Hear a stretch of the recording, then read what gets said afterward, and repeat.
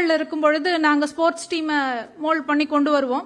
அப்போ ஒரு டீமை வந்து ரொம்ப பெருமையாக சொல்லிட்டு இருந்தாங்க. கபடி டீம் தான்.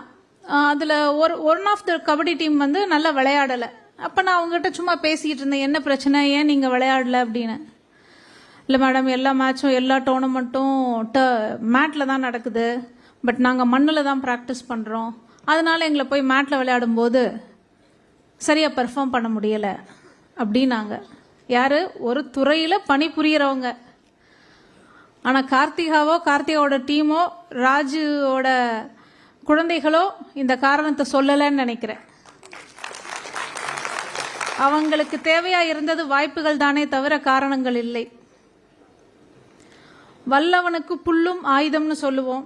அதுபோல கார்த்திகாவோடது நம்மளுக்கு சொல்லி கொடுக்கறது, முயற்சிக்கும் மனசுக்கும் முடியாதது எதுவும் இல்லை.